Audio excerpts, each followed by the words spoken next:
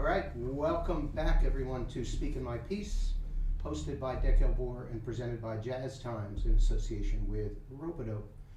My name is Lewis. I'm here at the Rope-A-Dope room on a cold, snowy day outside of Philadelphia. Welcome back.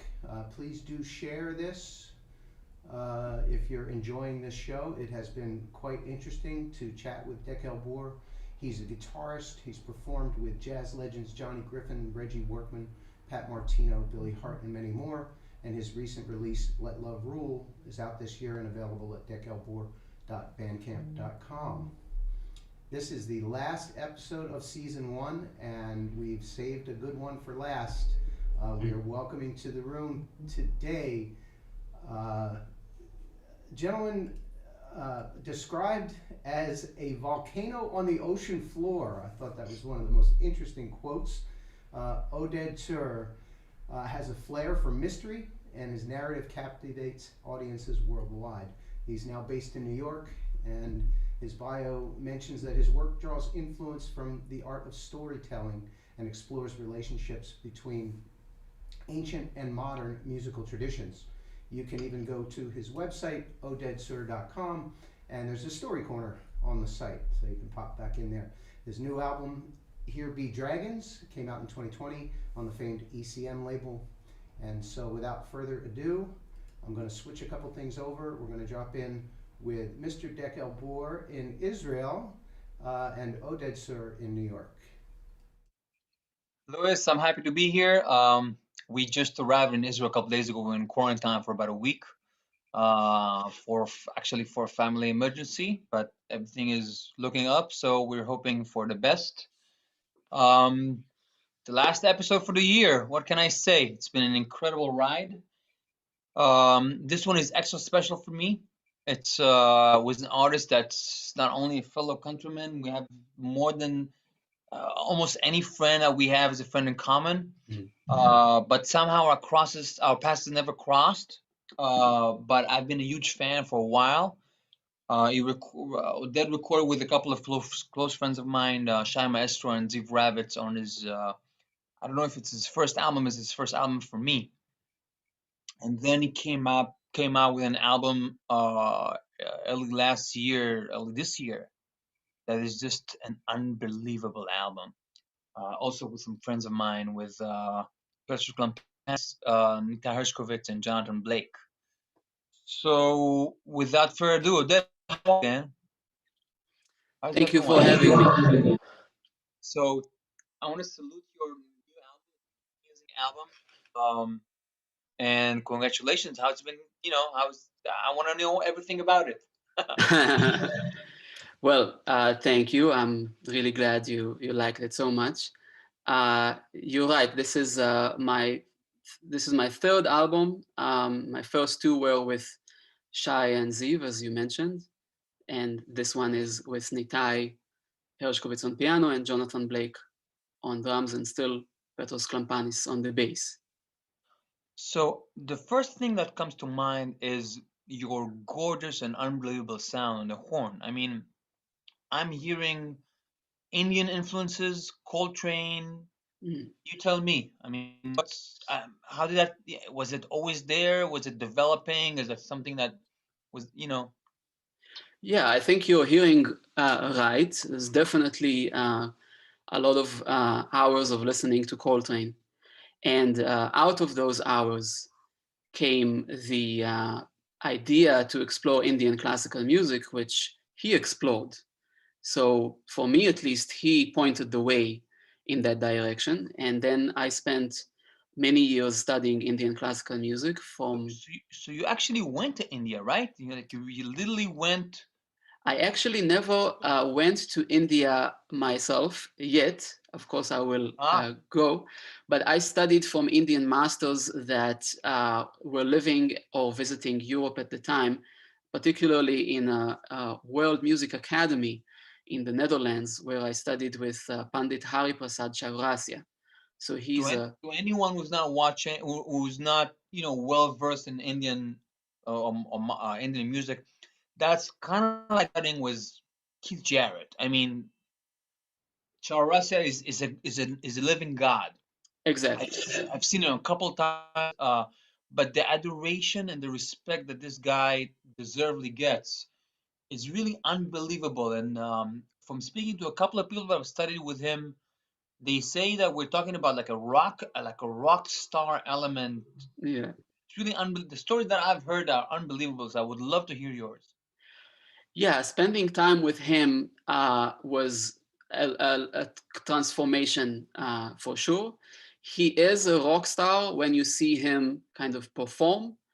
The beautiful thing is when you spend time with him as a student in the room, just sitting with him on the carpet, which is how you play Indian classical music. You sit on the floor. So Uh, everyone is there with the bansuri and you're there with the saxophone. That was the exactly. deal.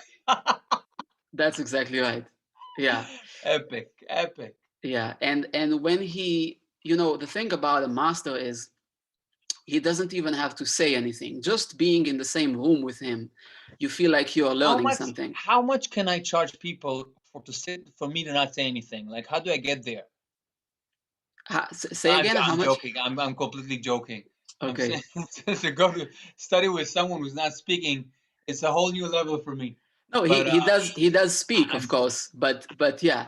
No, I'm really but you touch exactly the right point, which is that in Indian classical music, there's very few words that the teacher really uses to teach. It's mostly just playing. It's a call and response situation. He plays a phrase, and then you repeat, and then the lesson goes on. That's kind of how it works. I'm and from what I hear of his classes, it's mostly group classes. People go for a month at a time, right? It depends. I had a lot of individual time with him. There are group classes, which I joined as well, but there's also a one-on-one kind of thing. And I definitely try to follow his sound, mainly the fact that on his instrument, he can slide between one note and Yeah, another. yeah. And on mine, it's a little bit more complex. So that was my task in the years that I spent with him, just trying to follow his sound, because in this music, the music happens in between the notes and not on the notes themselves so much. So we explored that space as I was studying from him. So I want to ask you something else. Mm. Um, I'm always getting a sense from both Charas's music as well as Zakir and there's like a group of Indian artists that came after Ravi Shankar that kind of that presented themselves to the world in a very beautiful way. There's actually a few albums on ECM that I'm a huge fan of that present that music in a very special way. Mhm, mhm, And I'm always getting the sense that um, it's it's not that they bring so much of their personality to the music. You can hear the person in the music. And what I'm really meaning is um, there's almost always an abundance of joy and I don't want to use the cliche beauty mhm, in Tarasa's playing. And I'm also getting a sense from your playing that when I listen to you, I hear you. I don't hear a saxophone player. I don't mhm. hear a Thank you very jazz much. saxophone player. I don't hear and that's something that you feel came from that transformative experience. Well, I can't say for sure, but what I can tell you is that um, it always felt like if you are playing anything less than your whole self when you're around him, it just felt immediately clear that this is not where the music is. If it's impressive and fast or sophisticated, these things are not where the music is for him, at least. That's just my interpretation. I could play whatever I wanted from that point of view, coming to him as a jazz musician originally. And then I always tell the story, so I might sound repetitive, but he would just play one note. And in that one note that he played, there would be infinitely more beauty and personality and presence and music than in all the notes that I played. And that's basically the lesson that I got from him over and over again in the years that I spent with him, is that there is nothing more than that one note that you could possibly do, because he broke my heart every time with one note. So then it makes you ask as a musician, do I really need a lot of notes to make my statement, or is it something else? So did you go through a period of sparing down of techniques and just density? Meaning, what I'm asking is, in the Netherlands 10 years ago, were you playing like a jazz saxophone player would aspire to play, meaning the more the merrier? For sure. I mean, maybe not in the Netherlands, but growing up in Israel, I was 100% a normal jazz musician, playing a lot of notes, playing very loud. And I would practice outdoors. And I remember there was a construction site like, half a kilometer away, and I would hear my echo coming back from the half-finished building. So that was my vibe. And then I got into his class years later, but still, as a jazz musician, I was fascinated by this music because I could sense that there's something there, but I was not yet an Indian classical musician. And then he played that one note and completely melted away the way that I saw music up to that point. That's amazing. Mm. So how does that what was the process of um coming up with a personal homogenic musical landscape from your upbringing, your jazz, and this? How long was that process? Was it a conscious process? What was it like? It was very long. That's a great question. I really didn't know exactly what is going to happen at every point of that process either, because at first I just felt that Indian classical music encompasses something fundamental and universal about the music phenomenon at large.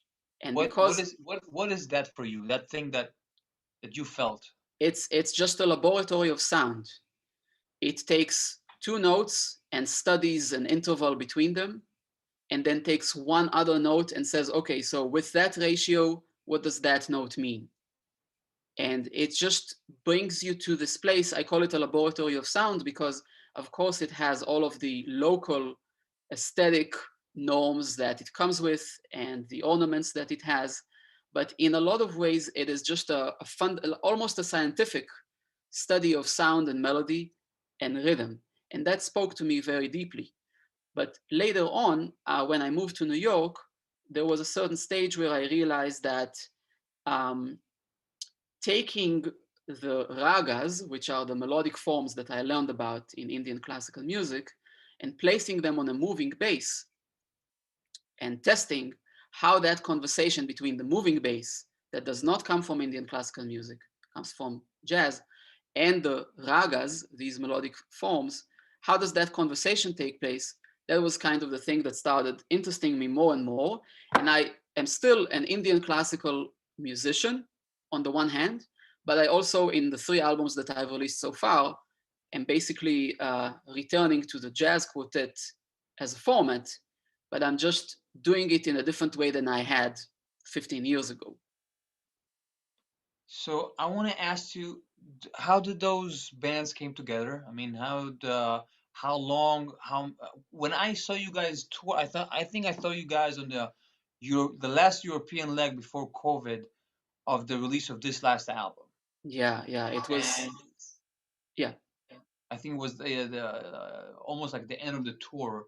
And and how long was the band together, and how did it came about, and the personal changes, and because I hear an amazing journey between this album and the album before it, and I wonder where that journey is. I mean, there's Hmm. something happened. Hmm. That's interesting. So to try to answer that, I think the first album or the first and second albums were still asking the question, can we do that? Can we take a raga or a personal miniature raga that I compose and put it on a moving bass and put it in a jazz quartet? And can that even make any sense whatsoever? The third album, to me at least, was already building on that, kind of assuming that, okay, this is a world that we had created and this is going to work out. And this album, interestingly, was about feel. It was really all of these compositions and the story that goes with the album. If you get the physical thing, you can read it. The subject matter there was the nature of fear, and how fear is the one thing in the world that does not get smaller when you move away from it. So I took this person, Filippo Brunelleschi, who's the Italian Renaissance man that discovered linear perspective, which is that things get bigger when you move closer and smaller when you move further away. And I kind of created the narrative of him going on this pirate ship and chasing dragons. And that's where the name comes from, Here Be Dragons. But I'm getting a sense that dragons are a theme for you. That's true as well. So Yeah. what's up? Tell me all about it. I want to know. Well, so in this particular case, a dragon represents the things that you are afraid of, but at the same time, it can represent strength. I think in Chinese mythology, for example, dragons have multiple meanings in the symbols that they can take. So he's going towards those dragons, and at a certain point discovers that the only way to address this is to move towards it. And that's kind of what the album is about. I try to give it an overall theme that goes through it, rather than compose each song individually. And what was the personal process between? Because I hear, I don't want to use big words, but it's both as a composer and as a band leader, and also just as a poet on your instrument. There's something happened. Was it something that happened with Manfred Eicher in the studio? Was it the process leading up to the album?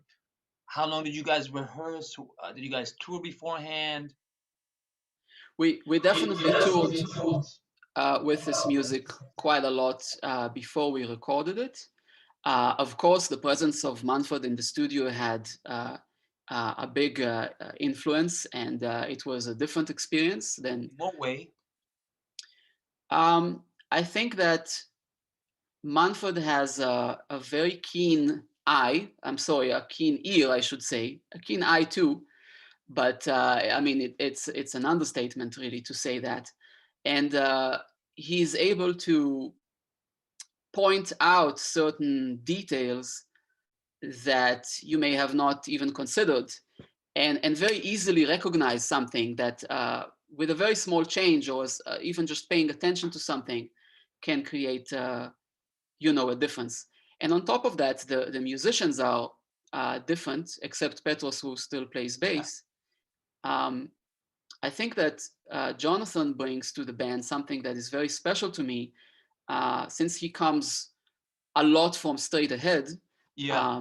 And the power of swing, and kind of brings that into the music, that also changes things, and of course the tie on the piano. I don't know. It's a difficult question for me to answer, because as a musician, you're just trying to do the best every time, and improve and go towards your goal of the things that you hear in your mind. So I don't know exactly what was different.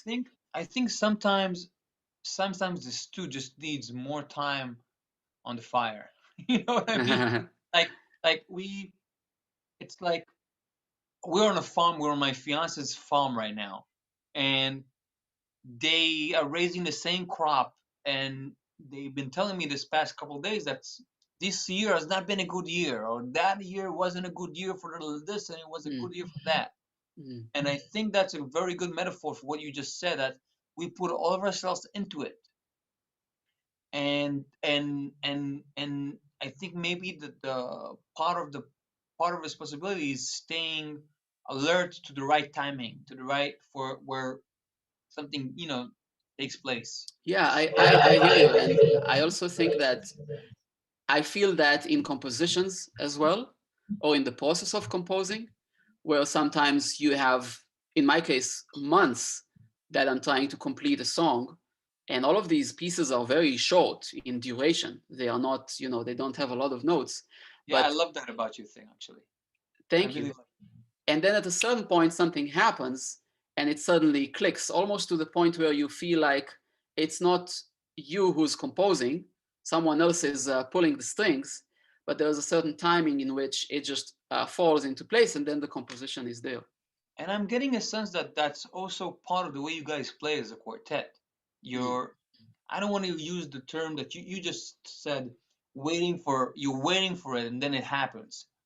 But it seems like you guys really rely on band chemistry and understanding and Yeah, personalities. yeah, yeah. I mean, that comes from Indian classical music training for me personally. You have a lesson with your teacher, and be it Hari Prasad Chaurasia or anyone else that is versed in this tradition, and they might tell you, okay, today we're working on that note. You're working on a raga, the raga has, say, 5 notes, and today you're working on this. So then you say, okay, let's play it. And then your teacher plays it and you play it. And then you say, as a jazz musician, again, you have only 5 notes anyway. It's not so much. So you go to the other notes, and then your teacher would say, no, but I was just working on this note. And you realize that you're kind of locked. It feels like a prison in the beginning because you have only this one note. How can you possibly make music out of it? But what these bars make you see is the real prison, which is that you feel originally like you have to have so many notes in order to make a statement. That's the real, well, maybe I'm using big words again, but that's the real prison. And that exercise allows you to take it away. So when we play in the quartet as well, I find that it's more about connecting to the sound that is happening right now, rather than thinking about what could happen later, if that makes sense. Those Yeah, it sort does. of attitudes come from Indian classical music for me.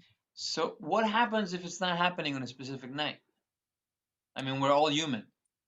We are all human. I think that it tends to happen more Because if you, to give people who are not to give people yeah, who are not hardcore musicians, yeah, um, from my understanding of your music, um, it's the competitions are very select.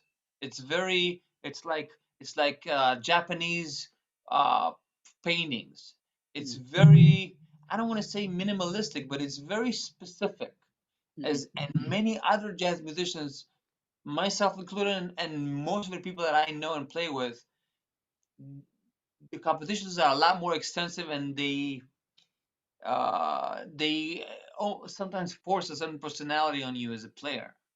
And you guys, or you as a leader, and you guys as a band, found a way to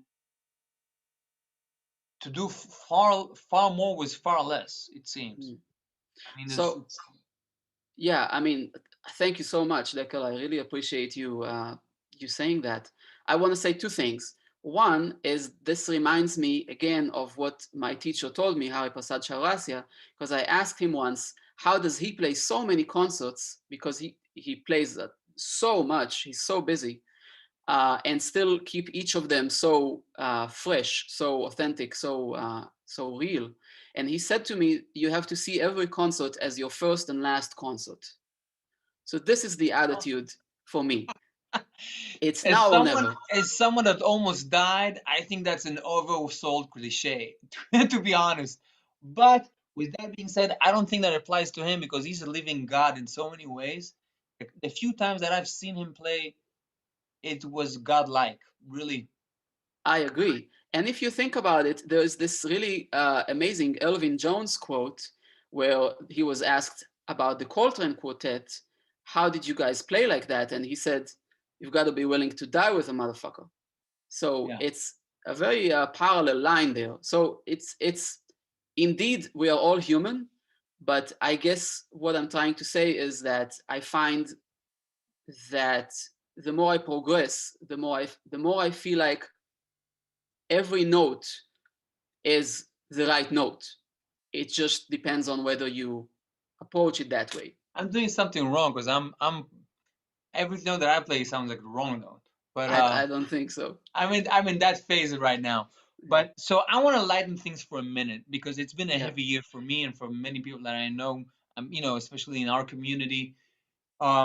With all this free time that you have on your hands, Mhm. I want to know a couple of albums that you've been listening to as a fan that inspired you. Mm. Yeah. Uh, that's a good question. I've discovered recently an amazing album on ECM called it's a Charlie Hayden album, The Ballad of the Fallen. Yeah, it's an amazing one. And yeah, I've listened to that a lot. And I've also listened to a lot of Latin pop, a lot of Latin pop. Wow. And I enjoy that Wow. so much just when I'm cooking and my wife and I are dancing in the house. That's very cool, man. That's And very, very yeah, cool. a lot of that too. What is it like being on ECM? I remember being 20 something in New York and I had shelves of ECM. I mean, shelves. I Mm, would buy things that I didn't even know the artist, but if it says ECM, I would kind of buy it. yeah, yeah, And I think, like everyone, I have a few ECM favorites. I'm, that I look for on like old vinyl stores, trying to get a right. specific original pressing for something. Yeah, it's a very surreal experience. I'm very, very honored to be part of this incredible lineage, and I'm supposed to be recording another album, hopefully soon, with Manfred and the same band. So I'm very honored that Manfred has allowed me to play my music in this incredible label. Yeah, it's a very special label. Yeah, yeah, So I'm going back to COVID times. yeah. What are the most positive things that you took out of this year?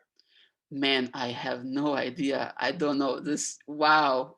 What can you say about a year like this? I mean, it's coming to an end now. I don't think anyone is sad Is that it this year coming to is an end? ending.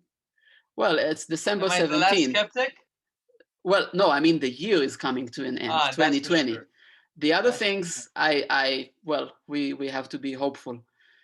Um, I have learned that the separation between our living space and our working space, that separation is very important. We don't have that separation anymore. Even as musicians, I work from home You're from home? when I'm not touring. I'm working from home, and even I so, learned that things have I learned changed. that if I want to stay in a relationship that I need to work somewhere else. Yeah, I hear you. I prefer to actually have a studio and go outside, like and have that separation in as well. But in New York, I kind of play over here. And so you were going I was cutting you in the middle of No, things that you got from I'm COVID. trying to think about something wise to share with you that I have learned, It but doesn't have to be I'm wise. I mean, no, I'm just not sure. I'm not sure what I have learned. It's just been a very, very challenging year. Um, I have tried to like create in different ways. I started a small vlog where I was talking about some of my ideas about music because I couldn't play, couldn't perform. So that just shows you that the creative force is always, you just have to create. Musicians, I guess, have that. But I don't know. I don't know if I have any other yeah, heavy I feel the conclusions. same way. I feel the same way. There's Yeah, something there's something very surreal about uh not being able to play for people. But without being said, I feel that there's so many I think that it forces us to re-examine the value of music, and I think it forces us to re-examine the value of companionship, companionship, physical touch, money. I think it forces us to deal with so many things that we think we depend on, uh, absolutely. but at the same time, also other things that we kind of took for granted. Yeah, Um, my girlfriend said the most incredible thing right at the beginning. He said people, they don't want to, they don't want to pay for this or that or this or that and streaming and gigs and blah blah blah. And but I want to see them go through quarantine without a good book, a great record, and their favorite movie. That's And that absolutely right. blew me away because uh, I think it forces us to re-examine this entire our entire. I don't even have the word for it because it's not our livelihood, it's not our passion. And hopefully it forces other people to re-examine that as well. Um, I agree with you because I think that we already live in a world where musicians are, I think it's fair to say, underappreciated some of the time. People expect or have come to expect to get music for free and kind of like tap water. You just turn on the tap and it's there. You don't think that absolutely. so much work went into it and that the artist deserves to be paid and stuff like that. And we went into this pandemic with this mindset already. And I think that in many ways the pandemic had increased that, had brought that to an extreme, because a lot of musicians, myself included, felt that the only way for us to keep creating is online, and then even more share our work for free Free, yeah. for everyone to. So maybe that had taken us to an extreme with this thing. I don't know that I have a solution for that. I don't know that What are your anyone has. feelings? What are your feelings about that? Well, I think it's wrong. I think I that agree. Yeah. an artist spends their whole life crafting a sound, statement in music, and just like anyone else, we deserve to be compensated for our lifelong work. So if we live in a world where streaming is the norm, that does not always do that. It's as simple as that. Now, I don't know, again, that I have a solution for that, because once human beings get used to a certain thing, there's no going back. I don't think Yeah, anyone yeah. is under that illusion. But perhaps we need to do a better job educating people that making an album is a huge expense, time and money, and a lot of other things, and that there should be a certain awareness of that. That's all. It's just about being aware. Completely agree. I can also tell we've been kind of resisting that whole thing of let's just sit in front of a camera and play all day. Mhm. Most of my friends around me, we did a couple of live streams. We did the Rope Festival and the Scholars in Boston, and we did the Red Sea thing online and all that. But it's like once a month or so. But with that being said, at least once a week we're getting together in my studio and just play music. And Yeah. it's amazing to see the guys just say, "Listen, I need this music just to breathe." Oh my goodness. Get I through the agree. week. Yeah. And I want to tell you another thing. I always thought of myself as a person who practices music as a form of meditation, because music is a form of meditation. And that is what I do. However, what I've discovered during this pandemic when I was not able to perform for an audience is just how dear to my heart it is to actually play for people, and how central it is to share music with others, even for someone like me who spends, the time in the way that I described. So that is really like oxygen. There is something that happens in jazz. Uh, the core of jazz, for my money, only happens with in front of a crowd. I mean, Mm, there's something that happens in the playing of everyone that I love, and I feel it in my own playing. There's no even if we have a camera in front of us in the studio, or if we have a couple of friends in the studio, there's something that happens. You're going from club to club, and you're just there for the music, and the switch is on. There's something that happens in the actual music that can only happen that way. absolutely. To use the same metaphor for a second, if we talk about meditation, then music can be thought of as a form of collective meditation. And to me, maybe it's the only form of collective meditation, because what other than sound can create this space that we are all in together? I'm so you happy you know? say this. I'm so happy you Yeah, said that. This is so dead on of everything that I've been yeah, thinking about because um I I feel that music, especially on in modern times where it's streamed, I hate streaming. I mean, yeah, give me the physical thing, and right. um it just goes through so many layers of compression and digestion and digitization that you lose so much. You just lose so much of it. I always say Right. it's like, let me give you food from 2 weeks ago and see how much you like it. But Right, right.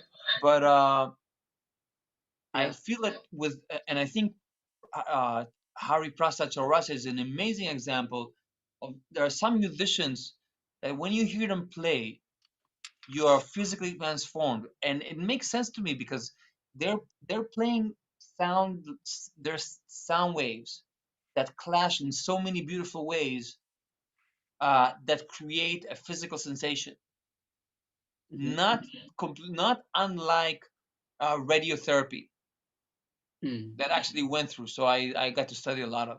So mm, um, it just makes sense to me that if you put enough of those people in a room, they're going to get transformed mm. physically. I hear you. And I think it's interesting to think about this from the other point of view as a musician, as you travel from place to place and play the same music to different audiences, you also feel a difference, don't you? That different audiences kind of receive the music in slightly different ways and Absolutely. respond and create these spaces. Like in some places, I feel like people are very silent when you play, and you almost feel like maybe they haven't connected to the music. But then when the song ends, they're like Germany, for example, to me is one place like that. Is like dead silence. There's no like yeah, like you would maybe hear in New York, for example. But when the song ends, you can feel the love of the audience with the length of the applause, and it's just a matter of getting used to of how beautiful it is that people are different and they can hear the same music in different ways and kind of envelop it in different ways as you go along. But I think there's also a sensation of clicking with an audience. Hmm. And I never played in Japan, but I played in Europe a lot. And uh, the way you feel them in a room listening, you don't. I usually play with my eyes closed. So, but when they're clicking, you can feel it in your body. Mm, And and when that happens, they're with you. Now you just have to, you just kind of hold the flame. You just have not to drop it. right, But what you're just describing is a very different sensation for me on stage from playing in Scandinavia and playing in Italy. It's going to feel completely different. mm, And it's amazing to me that hopefully many people are going to music, just like you said, as collective meditation right now. And it right. could be Latin pop, and it can be, all of this and all of that. Absolutely. No, that's absolutely right. And it's the most beautiful feeling in the world because it shows you that there's so much more that we can do together than you can do on your own, just playing in your room. And it's just, I think in Judaism, there's also a distinction between an individual prayer and the prayer of a collective, which is called minyan. You know how Orthodox people would go and, oh, are you available to come because we need minyan? Minyan is how many people? Like Again, I 10 I people. always Nitai's family is Orthodox. You can ask him Right, about. right, Uh, y- I always there's a place in Russia that people go to pray in large groups, and right, the stories are just ecstatic. Which right, I would assume that some of the schools in India are similar. The school for music, right. Yeah, it's and not to say that. I'm also thinking that some of the Coltrane albums, like Live at Berland, Live at the Half Note, where you can hear the audience go like Right. as Yeah, a collective. absolutely. Yeah. That's not to say that as an individual you don't have work to do and that it's not a practice and a lifelong practice. But there is something about being together and having that connection, which music is just so magical with. And like you say, you feel it in your body, and then you just keep the flame and you go through this thing together, and that you cannot do by yourself. Absolutely, absolutely, man. I'm so happy you've been Yeah. saying this. So, what's next for you once we're able to go back to physical life, hug Well, people, kiss people, and play with them? well, I will tell you, I've been hugging and kissing my wife and writing an album about her throughout this whole Ah, that's time. So my amazing. next album is going to be named after my wife. Her name is Isabella, and it's been a very special period for obvious reasons. You know, I don't know if you've ever composed a song for someone, for a partner, but let me tell you, that's first Every of all. song, if she's watching this, every song I compose is for my wife. What are you trying to do to me? No, I'm sorry, I wasn't thinking like that. But the thing is that, you know, since we are all quarantined together, I am composing right here, and my wife works from home, so she's in the same space. So it's been a very interesting experience composing an Yeah, album, trying to describe her as a portrait in sound, sort of thing, and having her in the same space as well. So that is the next step that I'm going to take. I'm near the conclusion of the composition process, and hopefully in March we're going to have a tour that's not going to be canceled, knock on wood, and start playing that material. We're going to be in Germany actually for one gig, I think, and then in France, and that's going to be the next recording that I'm working on. that's great, man. I can't wait to get it, really. Thank you. Yeah, So, Dan, thanks so much for joining us. It's been great my to pleasure. catch up, and I hope to see you guys on the next tour like I've seen on the last. And send my love to the guys, and you guys stay I will. safe. Thank you And very much. You it's too. been really special. I learned so much. Thank you for coming. Thank you. I had a great time talking to you as well. All right. Thank you, Dekel. All right.